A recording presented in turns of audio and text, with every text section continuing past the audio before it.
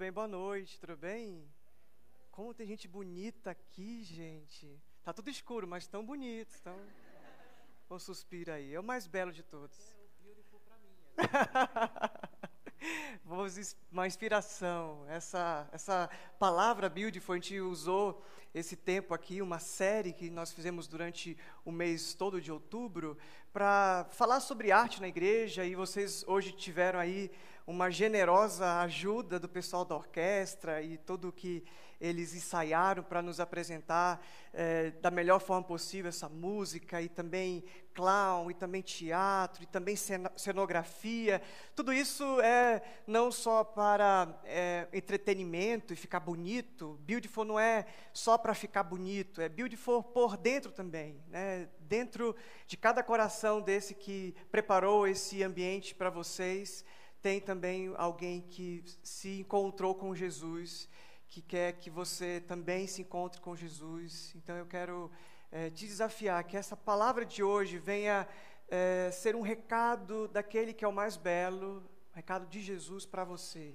Que se você se encontrar com a beleza dele, se você se encontrar com quem ele é, muito do que você é e muito do que precisa acontecer na sua vida vai acontecer, por causa não de você, pela sua estética, mas por quem ele é, pela beleza dele, refletida em você. Esse é o nosso desejo, a nossa oração, tá bom? Muito bem. Você sabia que, além de Homo sapiens, nós somos chamados... Você sabe que Homo sapiens significa ser pensante. Além disso, nós somos chamados de Homo faber. Sabe o que significa Homo faber? Fala para a pessoa que está do seu lado. E você é um Homo faber. Cuidado, hein? Cuidado, para não chamar de outra coisa. Tipo, você já chamou a pessoa, não sabe nem o que significa, né? Homo faber tem a ver com o ser que constrói, que fabrica. Aquele lápis de cor, né? Faber-Castell. Então, você já sabe que você é um Homo faber. Você pode chegar em casa hoje, mãe, fui na igreja e descobri, eu vou me assumir hoje, eu sou um Homo faber. Sua mãe vai ficar louca da vida, que igreja louca é essa? E ela vai, com certeza, ficar muito louca com a sua declaração, mas você logo explica, tá? Não deixa ficar muito tempo sem explicação, explica logo. Eu sou um ser que fabrica, que constrói. Então, Deus nos fez isso, Deus nos fez assim, quando Ele construiu tudo isso. E quando nós vamos olhar para Gênesis capítulo 1, e você que trouxe a sua Bíblia aí, já abre, já começa a localizar, logo o primeiro capítulo da Bíblia, o primeiro versículo a respeito da criação de Deus. Eu vou tentar sentar, se eu não cair aqui. Bom, deu certo. A primeira palavra a respeito de Deus, coloca aí para mim, Gênesis capítulo 1, verso 1. No princípio, inclusive é o nome desse livro, a gente chama de Gênesis, mas no original é Bereshit, no princípio. Geralmente, quando Moisés escreve, e a Torá é assim, a primeira palavra do texto do livro, a primeira frase do livro é o nome do livro. Então, no princípio, então quando eu falar para você, abra aí no princípio 1. Então, você já sabe que é Gênesis. Pedi para o Atila, meu amigo, colocar para a gente aí. Gênesis capítulo 1, verso 1, diz que no princípio criou Deus os céus e a terra. Bom, isso é depois, então coloca o pretinho aí no fundo, o pessoal conseguir enxergar. No princípio, Deus criou os céus e a terra. Essa palavra criou tem a ver com Deus fez uma obra-prima. Deus fez algo com a sua inteligência. Aliás, o Albert Einstein diz que a criatividade é quando a inteligência se diverte. Você é uma pessoa inteligente? Você é uma pessoa criativa? Então, o conceito de criação nesse texto aí tem a ver com fazer uma obra-prima mesmo. Começar algo do zero. Deus olhou para a terra sem forma e vazia, um quadro branco. E Deus decidiu dar suas primeiras pinceladas, a criar um cenário. E nós temos aqui uma tentativa de ilustrar isso. Deus começou a organizar, Ele colocou as coisas numa harmonia. As coisas têm um sentido, tanto é que se você for estudar o Gênesis, você vai ver a lógica de Deus. Primeiro Ele cria os recipientes, Ele cria água, céu e terra. Depois Ele coloca as coisas dentro desse recipiente.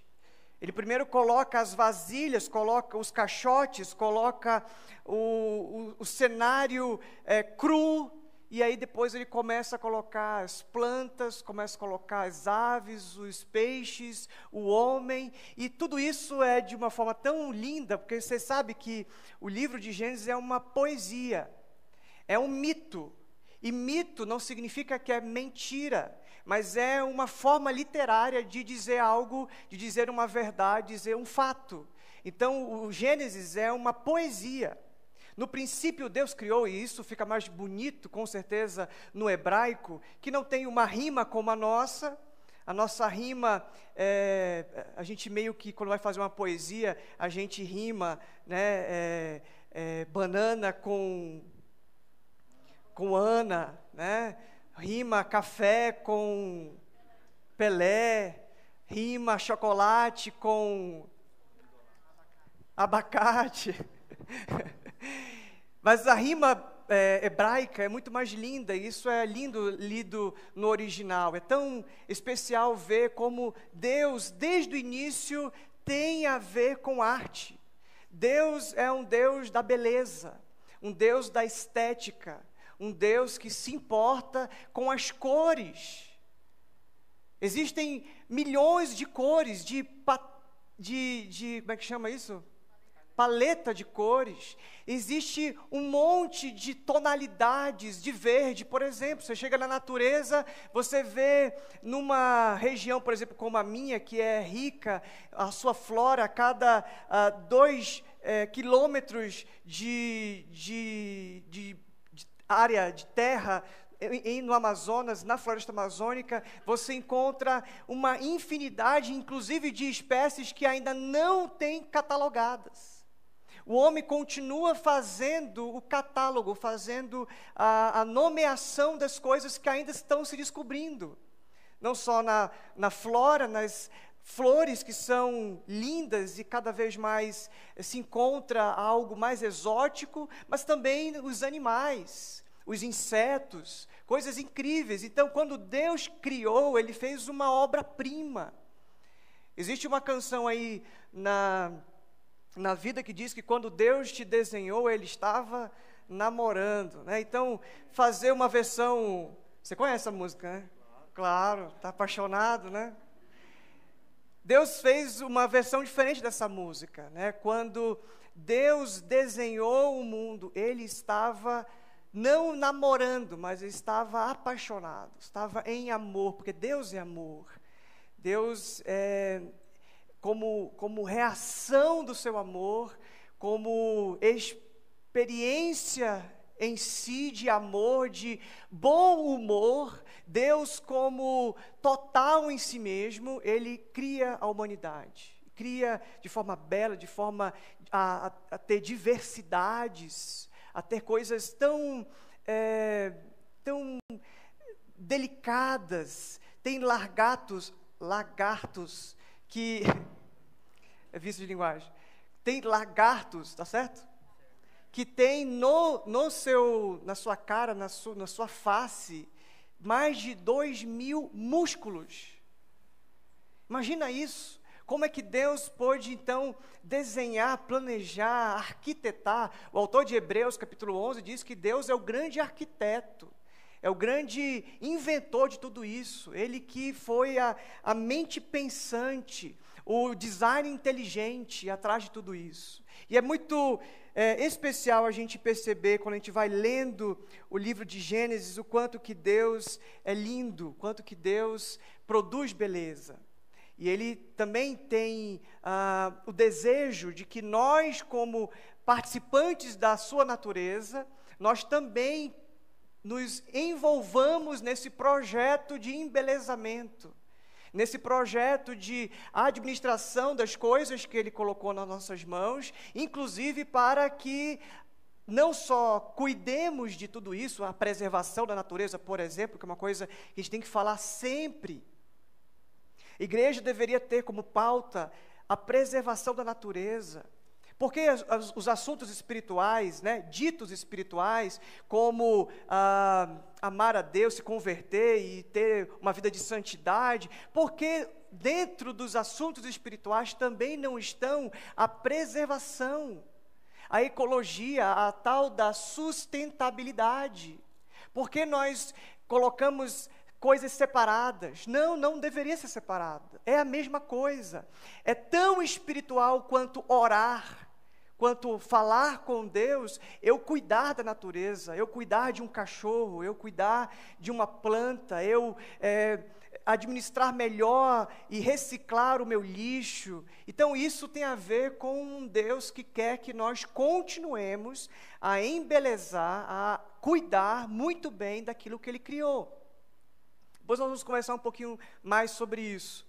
Mas o que aconteceu no caminhar da humanidade é que, principalmente na fé cristã ou no cristianismo, que se tornou uma religião, as pessoas fizeram isso com a fé em Jesus, transformaram numa religião. Então, o cristianismo começou a idolatrar as coisas criadas. E não só o cristianismo, mas outras confissões religiosas começam então a idolatrar ou a fazer de cada monumento, cada arte, um Deus.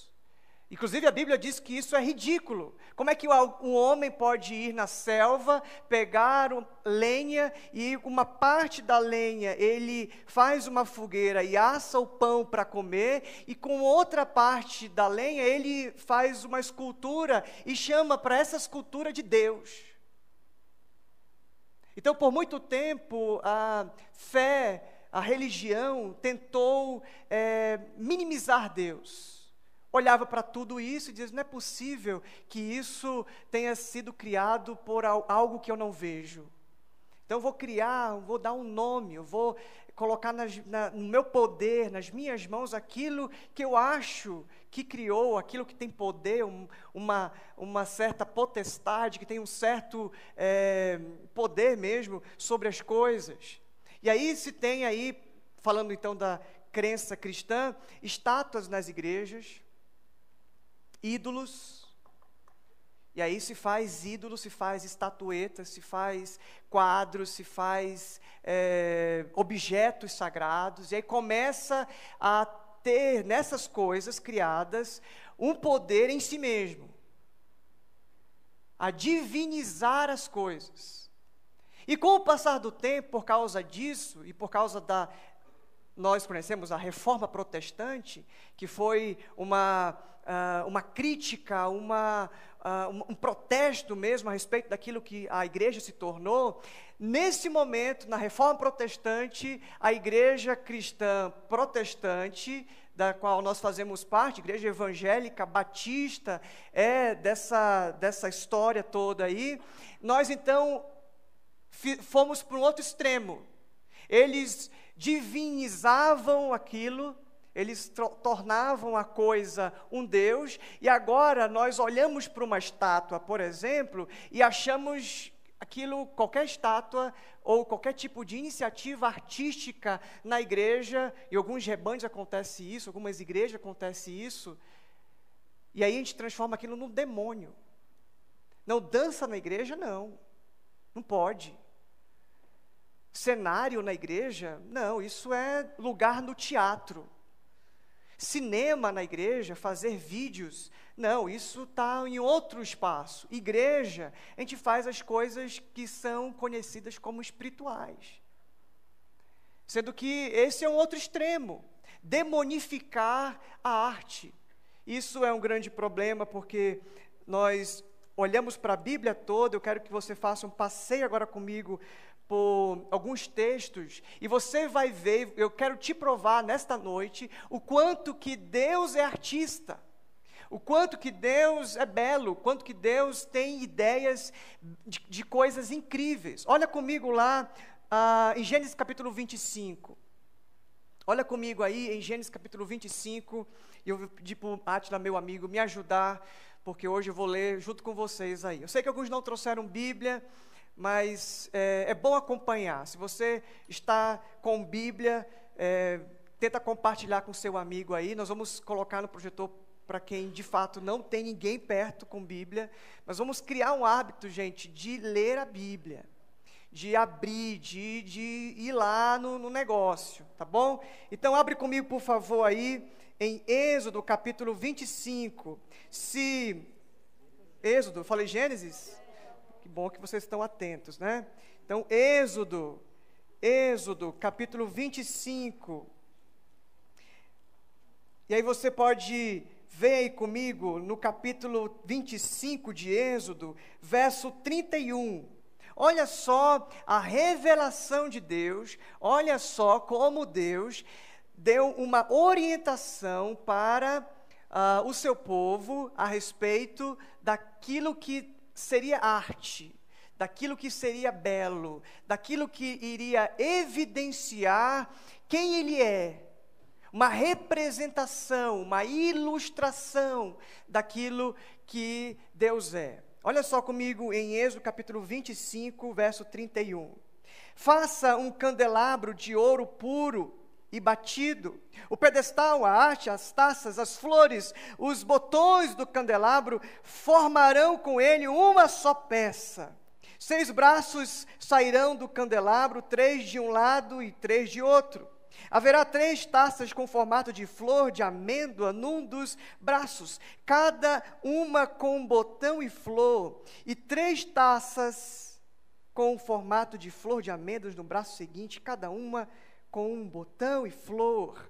Assim será com os 6 braços que saem do candelabro. Na haste do candelabro haverá 4 taças com formato de flor de amêndoa, cada um botão e flor. Haverá um botão debaixo de cada par dos 6 braços que saem do candelabro. Os braços com os seus botões formarão uma só peça, com o candelabro, tudo feito de ouro puro e batido. E o texto vai continuar e você vai ver Êxodo, essa formação, essa construção do tabernáculo. Seria um lugar onde Deus se revelaria, inclusive através da arte. Deus deu, gente, a descrição. Como é que chama isso na arquitetura?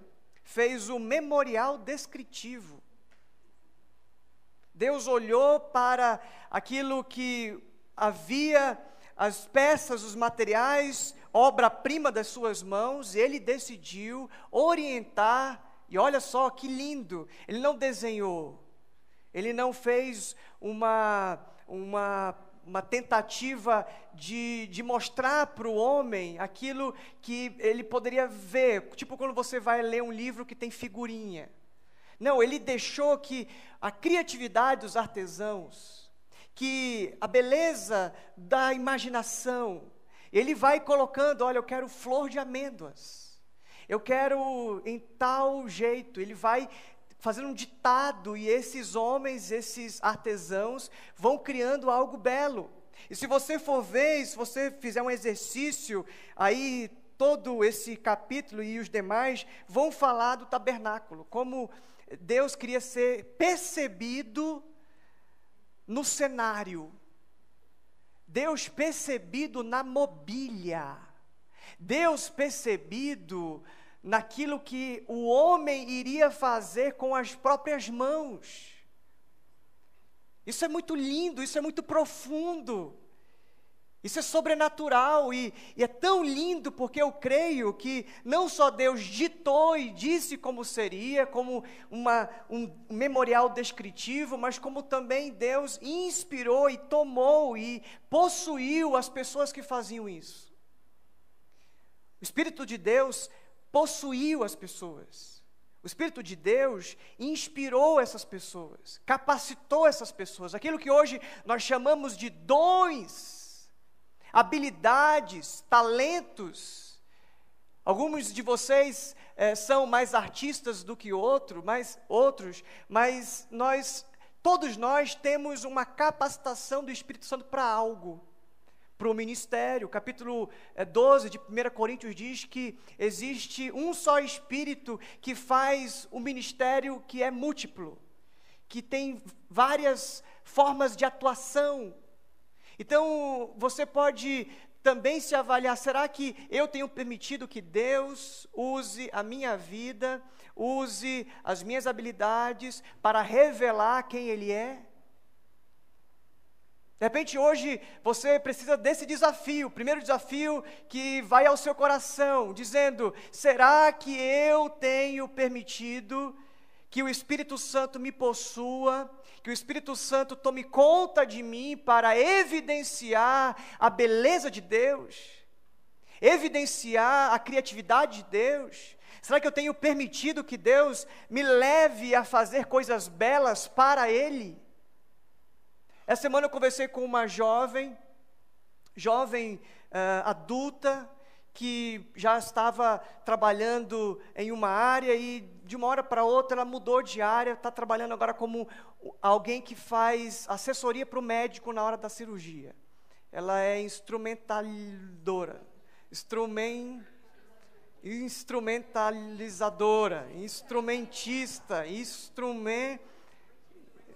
instrumentadora.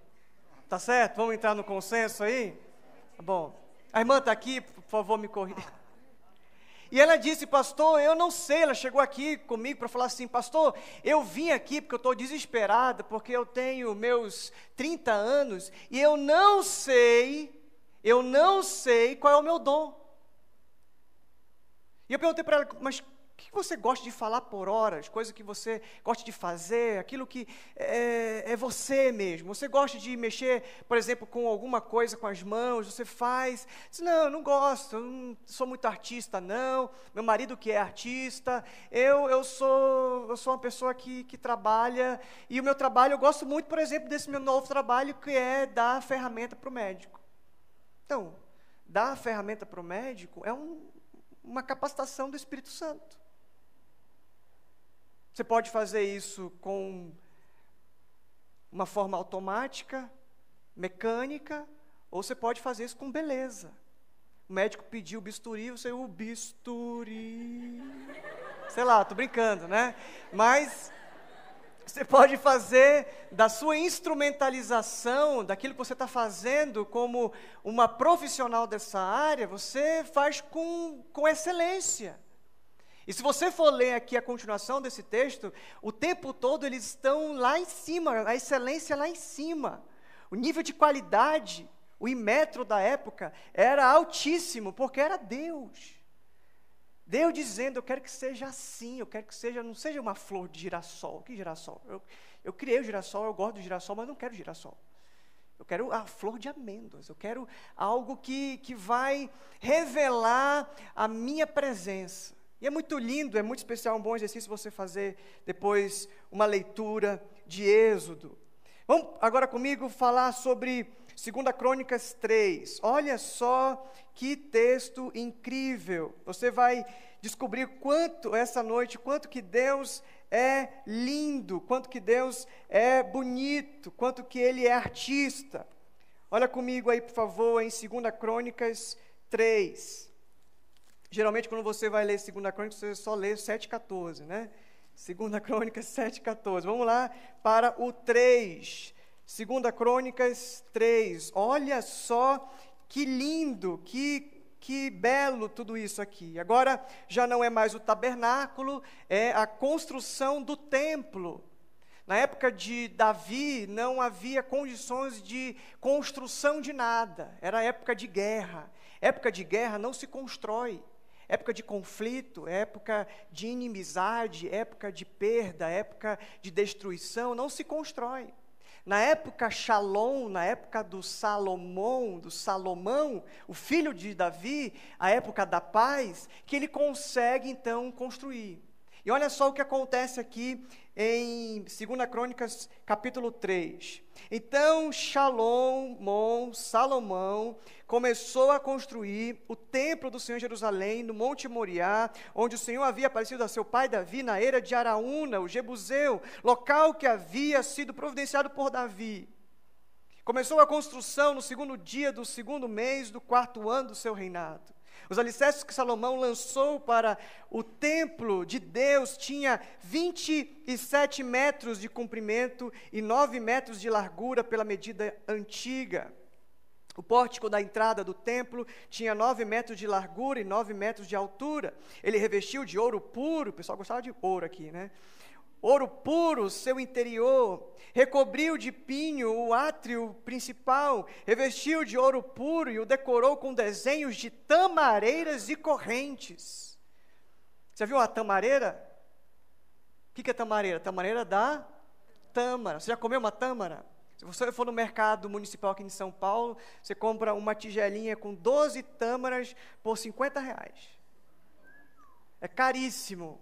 Que só tem lá no deserto, só lá na Palestina. O pessoal come tâmara lá, faz lama e a gente aqui paga um absurdo desse. Né? Eu sei porque eu meti o louco e comprei. Depois o cara disse, é só 50. Coisa, já estava me babando com a tâmara, isso tem que pagar agora, né? Olha só a definição especial.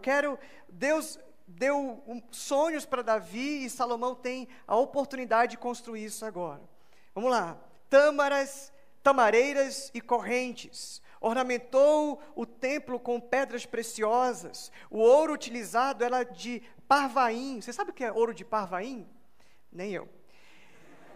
Também revestiu de ouro as vigas do forro, os batentes, as paredes e as portas do templo, e esculpiu querubins nas paredes. Esculpiu querubins nas paredes. Olha que cena, que lugar belo. Fez o lugar santíssimo, com 9 metros de comprimento e 9 metros de largura, igual à largura do templo. Revestiu o seu interior de 21 toneladas de ouro puro. Os pregos de ouro pesavam 600 gramas. Também revestiu de ouro as salas superiores. No lugar santíssimo, esculpiu e revestiu de ouro 2 querubins, os quais, de asas abertas, mediam juntos 9 metros. Cada asa de 2,20 metros e 5 centímetros. Tocava de um lado na parede do templo e do outro lado na asa do outro querubim. Assim, os querubins, com asas que se estendiam por 9 metros, estavam em pé, de frente para o átrio principal. Ele fez o véu de tecido azul, roxo, vermelho e linho fino, com querubins desenhados nele. Fez na frente do templo 2 colunas que juntas tinham 16 metros, cada uma tendo em cima um capitel com 2,25 metros. Fez correntes entrelaçadas e colocou-as no alto das colunas. Fez também 100 romãs, colocando-as nas correntes. Romã é fruta aqui. Depois levantou as colunas na frente do templo, uma ao sul e outra ao norte. A que ficava ao sul deu o nome de Jaquim, e a que ficava ao norte de Boaz. Vocês percebem a delicadeza, os detalhes, como Salomão estava aqui caprichando, fazendo o seu melhor, porque o templo, assim como o tabernáculo, era uma evidência de Deus. Deus, Ele passa por mim e isso fica notório naquilo que eu faço. Então, se eu estou construindo um templo para Deus, se eu estou dando um presente, eu quero fazer o melhor. E é o que acontece aqui. Eu acho tão interessante, se você for continuar lendo o capítulo 4, por exemplo, vai falar sobre os utensílios e de uma forma tão especial, de forma tão bela, tão linda. E é um bom exercício ler como a Bíblia, ela fala para os artesãos, para os artistas e até mesmo para os que faziam louvor, faziam a música, de uma maneira muito direta. É um povo que tem a atenção de Deus. Os artistas têm uma atenção de Deus. Ah, mas eu não sou artista, eu não sirvo para nada. Não, você tá errado. Deus projetou a imagem dele em você. Então, naturalmente, você é artista, você é criativo. Deus fez o homem à sua imagem e à sua semelhança. Deus projetou, Ele fez um reflexo, assim como o Narciso olhava no espelho aqui, o seu reflexo, Deus projetou para que nós, como seres pensantes e seres fabricantes, pudéssemos também evidenciar com a nossa arte, com o que fazemos com as nossas mãos, aquilo que Ele é. Um Deus criativo, um Deus delicado, um Deus que se preocupa nos mínimos detalhes. Eu vi o pessoal aqui da orquestra ensaiando esses dias, e louvo a Deus pela vida deles, e eu vi o quanto que eles são preciosistas, quanto que eles foram excelentes, pensando no ritmo, pensando em tudo, pensando na roupa que eles iam usar hoje, pensando na harmonia. Tem horas que os instrumentos mais fortes, os metais, não tocam, porque é uma hora mais melódica, mais suave, mais tranquila. Então, essa forma de organizar a nossa vida em função daquilo que tem a ver com o reflexo de Deus em nós, ou seja, a criatividade, o belo, não é nada mais natural, não existe nada mais simples para nós do que permitindo que Deus haja na nossa vida, permitindo que Ele use a nossa vida, que a gente também se torne uma evidência, assim como o templo, assim como o tabernáculo, da beleza de Cristo. Como diz a canção, que a beleza de Cristo se veja em mim. A beleza de Cristo, e o escritor de Isaías vai dizer que Jesus, ou que o servo sofredor, não tinha beleza alguma, as pessoas olhavam para ele e viravam o rosto. Uma tentativa de mostrar a humanidade de Cristo, dizer o quanto que ele não seria algo que teria um atrativo das suas características. Jesus não é aquele Jesus que a gente vê de Hollywood, aquele Jesus de olhos azuis, cabelo tratado com seda, com shampoo, com Victoria's Secret, aquelas coisas que hoje os cosméticos colocam à disposição, mas um Jesus do povo, um Jesus simples, um Jesus que não tinha nada em si de aparência que atraísse. O que atraía as pessoas a Jesus era a beleza dele interna, aquilo que transbordava de dentro para fora. E falando de Jesus, Jesus mesmo citou uma obra de arte. Em determinado momento da vida dele, quando, ali em João capítulo 3, que vocês conhecem muito bem, quando ele está falando com Nicodemos, antes de ele falar o 16, que a gente conhece de có e salteado, porque Deus amou muito de tal maneira que deu seu Filho unigênito para que todo aquele nele crê não pereça, mas tenha vida eterna. A gente sabe, esse texto é o que a gente mais aprende, mas se a gente olhar para o 14, João capítulo 3, verso 14, a gente vai ver Jesus fazendo uma citação de uma obra de arte. Vamos fazer esse exercício aí, abre comigo aí, João capítulo 3, verso 14. Jesus cita uma obra de arte que aponta para Ele, que Moisés fez, que aponta para ele. Olha como esse texto é incrível. Da mesma forma que Moisés levantou a serpente no deserto, assim também é necessário que o Filho do Homem seja levantado. Se você for ler Números capítulo 21, você vai ver uma cena, uma situação que aconteceu com o povo no deserto, quando eles foram picados por algumas serpentes.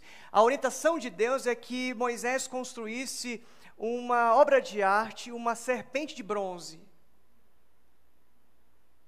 Quantos aqui conhecem essa história? Já ouviram essa história? Uma obra de arte que Moisés fez no deserto. Pegou lá bronze, esculpiu e derreteu, esculpiu, ficou lindo, ficou belo. E a palavra que Deus deu para o povo é o seguinte: quando vocês forem picados pelas serpentes venenosas do deserto, vocês devem olhar para essa imagem, vocês vão olhar para essa serpente de bronze e vão se lembrar que eu que cuido de vocês. Eu é que sustento vocês. Eu sou o Jeová Rafá, o Deus que cura. Então vocês vão olhar para uma obra de arte e vocês vão ser lembrados de quem Deus é. É essa a ideia. Mas só que aconteceu, e a história vai contar, que essa obra de arte virou um deus. Deram até um nome para ela. Começou a se chamar de Neustã. Nome feio, né? Para dar um deus, mas tudo bem. Deram lá para a serpente de bronze feita por Moisés no deserto, o nome de Neustã. E estavam fazendo sacrifício, dando oferta, e se curvando, e fazendo cultos para Neustã. E a Bíblia conta que o rei Ezequias, que era um homem de Deus, um rei temente ao Senhor, foi lá e quebrou a serpente, detonou a serpente. Disse: não, aqui quem tem que ser adorado é Deus. Serpente de bronze adorada, a obra de arte adorada, não. O propósito de Deus não era esse. E aí o rei Ezequias vai lá e detona, despedaça a tal da Neustã. Mas quando Jesus vai falar daquilo que ele iria fazer, da obra de salvação que ele iria fazer na cruz, ele seria levantado numa cruz, ele fala: assim como Moisés levantou uma serpente no deserto, feita de bronze, uma obra de arte, para que as pessoas olhassem para ela e tivessem salvação, tivessem cura, vocês também olharão para uma nova obra de arte. Vocês olharão para mim, vocês olharão para aquele que será colocado, será levantado, e vocês irão receber a mesma cura da antiga serpente que picou vocês. Aquela serpente do jardim do Éden que vive picando o homem, vocês vão ser curados desse veneno mortal. O texto continua, verso 15, João 3:15. Jesus vai dizer: para que todo o que nele crê, no Filho do Homem, na obra de arte de Deus, a coroa da criação de Deus, aqueles que creem nele terão a vida eterna, serão curados. Se você olhar para a obra de arte de Deus, se você olhar para Jesus, se você contemplar a beleza de Jesus, você vai ser salvo, você vai ter vida. E só vida para cá não, vida para sempre. Uma obra de arte. Olha como Deus é lindo. Olha como Deus usa a arte para nos ensinar, para nos inspirar, para nos levar a alguns entendimentos, a ter uma consciência. Isso é tão especial, isso é tão constrangedor, eu diria. E tem um texto também de 2 Coríntios capítulo 5, verso 17, eu quero que vocês abram também comigo. Porque aquilo que acontece nessa obra de arte, quando nós olhamos para a obra de arte de Deus, quando nós olhamos para Jesus, quando nós olhamos para Jesus na cruz, o ápice da criação de Deus, a palavra de Deus diz que nós nos tornamos nova criatura. 2 Coríntios capítulo 5, verso 17. Esse texto é um texto também muito conhecido, a gente sabe de cor esse texto. Vamos ler ele junto? Vamos lá. Portanto, se alguém está em Cristo, é nova criação. As coisas antigas já passaram, eis que surgiram coisas novas. Você crê nisso? Quantos aqui são nova criação? Diga eu. Amém. Olha que lindo, sabe que aquela palavra ali, nova criação, o original é uma nova poesia, um novo poema. Portanto, se alguém está em Cristo, Deus escreve um novo poema, uma nova história, um soneto como esse que o Gabriel recitou para a gente aqui. Deus cria uma nova pessoa. E ele vai dizer depois, né, a conversa com Nicodemos lá de João capítulo 3, que ele vai nascer de novo. Você vai nascer de novo. Deus fez você e você é criatura de Deus, agora você vai ser uma nova criação, ou criatura de Deus.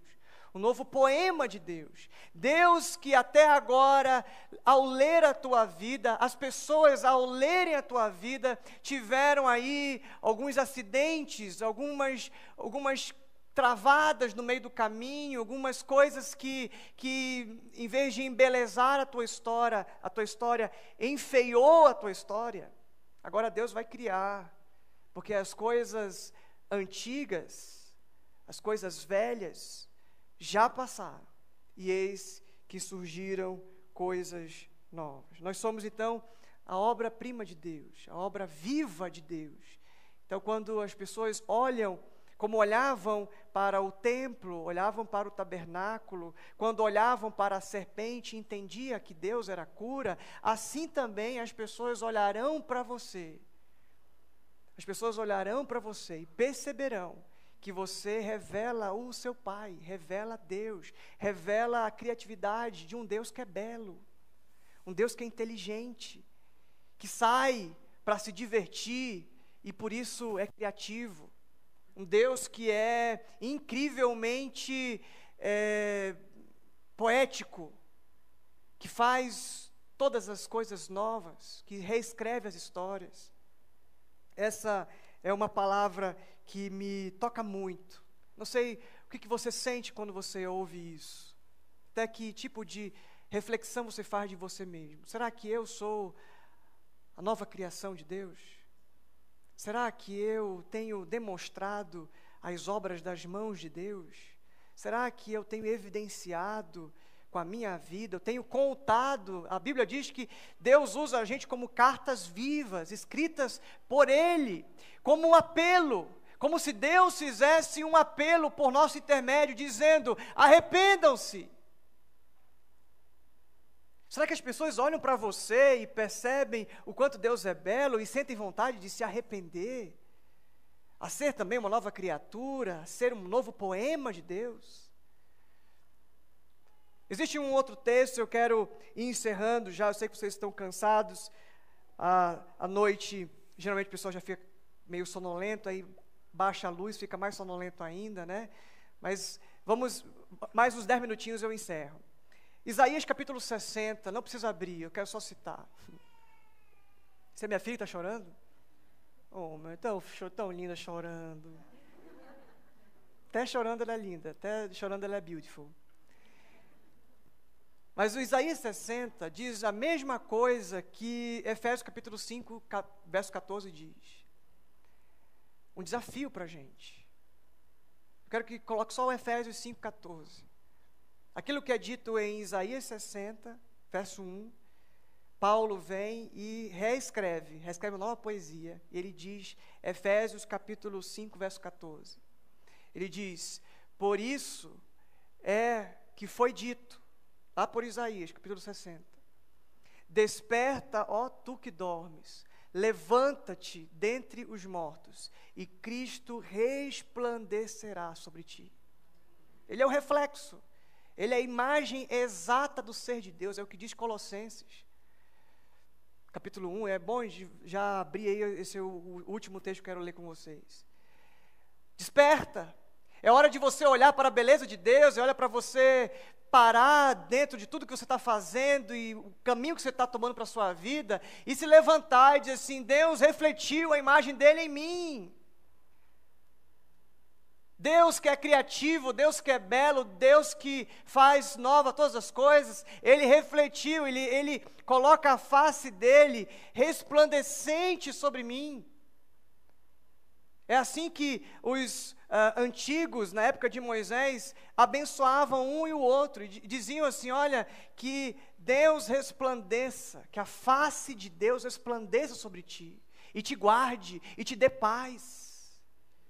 Então, é essa mesma ideia, Deus quer resplandecer a beleza dEle, a estética dEle, a alegria dEle, a santidade dEle, tudo o que Ele é em você. E o texto vai dizer, por isso é que foi dito, você está aqui hoje, por causa daquilo que foi dito. O que foi dito? Um desafio para você e para mim. Desperta, levanta, tu que dormes, e dentre os mortos ressuscita. Em vez de viver uma velha história, uma história, uma tragédia, uma história de terror, Deus quer reinventar a tua história, quer reescrever a tua história, e Ele vai resplandecer quem Ele é, a beleza dEle, a presença dEle, a estética dEle, a poesia dEle em você. E Ele projetando a beleza dEle em você, você se torna belo. Não é uma beleza de fora para dentro. É uma beleza de dentro para fora. As pessoas criticavam Jesus. Jesus, você tomar copo, você não limpa, você não lava as mãos, você não lava o exterior. Jesus falava assim, não, o importante não é o exterior, não. O processo não é esse, exterior, depois interior. O processo é o inverso. É primeiro o interior, depois o exterior. Por isso que a Bíblia vai dizer que o coração alegre aformoseia o rosto. O coração belo, o coração, não o belo que canta pagode aí, o coração belo, misericórdia, né, Tiago? Que nem é tão belo assim, né? Diga-se de passagem, é mentira, né? Então, que ele não nos assista aí, ó, Belo, se você está assistindo aí, Deus ama você, mas nós vamos ter uma beleza interna, né? Você imagina só que Deus, quando Ele desenhou você, quando Deus criou você, o que Ele tinha em mente, o que Ele estava pensando, o que Ele queria, é que você fosse a representação dEle na terra. Você vai olhar um para o outro e você vai perceber Deus, é isso que Deus quis dizer quando Ele criou você. Você lembra quando Jesus foi lavar os pés dos discípulos? Esse é um momento muito lindo da história, em João capítulo 13. Jesus vai lavar os pés dos discípulos, ele se abaixa, coloca a toalha na cintura, se abaixa e lava os pés e diz assim, olha, eu sendo Senhor e Mestre de vocês, eu lavei os pés de vocês.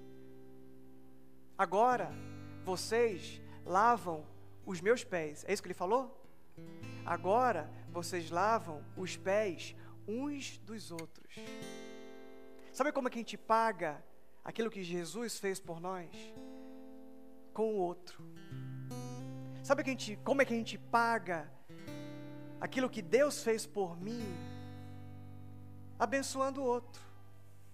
Sabe como é que a gente revela a beleza de Deus? É sendo belo por o outro. É sendo uma representação, sendo uma estátua, não estátua, mas uma escultura, melhor dizendo, que quando as pessoas olham para você, as pessoas sabem quem você serve, quem é o seu Deus, quem te embelezou. Pedro vai dizer, em 2 Pedro vai dizer que a nossa beleza não tem que estar no exterior, nas joias, na roupa. A beleza exterior, ela é uma consequência da beleza interior. A orientação de Pedro é que nós tenhamos um espírito dócil. Irmãos, quando nós temos um espírito dócil, a beleza de Cristo vaza. E as pessoas nos admiram. As pessoas ficam constrangidas. É de uma outra beleza que nós estamos falando. O beautiful não tem a ver com uma estética pela estética. a arte pela arte, a arte em si mesma, como fim das coisas. Não, a nossa conversa tem a ver com aquilo que acontece dentro. A nova poesia que ele escreve dentro. E quando ele escreve uma nova poesia dentro, essa poesia ela é proclamada. Todo mundo fica sabendo. As pessoas querem pertencer, são atraídas, são hipnotizadas, porque o belo interno, quando vaza para o externo, quando nós nos tornamos belos integralmente, no caráter, na vida, na postura, nas palavras, nas nossas postagens nas redes sociais, quando nós nos tornamos integralmente belos, todos percebem a beleza de Deus. Sabe por que as pessoas hoje têm bronca de Deus? Porque quem deveria estar evidenciando a beleza de Deus tem ofuscado a presença de Deus, a glória de Deus, a beleza de Deus. Tem embaçado, tem atrapalhado. Deus quer se revelar belo, artista, arquiteto, artesão, criador. Mas por causa daquilo que fazemos com aquilo que Ele nos deu como reflexo da sua imagem, reflexo da sua beleza, nós achamos que nós temos que ser a evidência. Queremos fazer aquilo que dá na telha. Queremos fazer as nossas vontades. E aí a evidência da beleza dele fica para depois. Ou fica para nunca. Alguém já te chamou de lindo, de bonito, te elogiou, fez um elogio para a tua beleza? Aí você todo humilde falou assim, não, mas foi Deus, foi glória a Deus. Mas Ele quer que você faça isso de outra forma. Ele não quer que você, ao ser elogiado na sua estética, seja tão piedoso e diga, não é Ele. O que Deus quer é que as pessoas percebam uma outra forma de beleza. Quando olharem para a tua vida, quando olharem para você integralmente, quando olharem para a escultura que você é, quanto que Deus tem lapidado, Deus tem colocado a mão em você, Ele tem te tratado, Deus tem forjado em você um caráter igual ao dele, Deus tem forjado as mesmas características dele. A Bíblia diz que Deus é amor, e quem está em Deus também ama. A Bíblia diz que Deus é luz, e quem está em Deus não há trevas.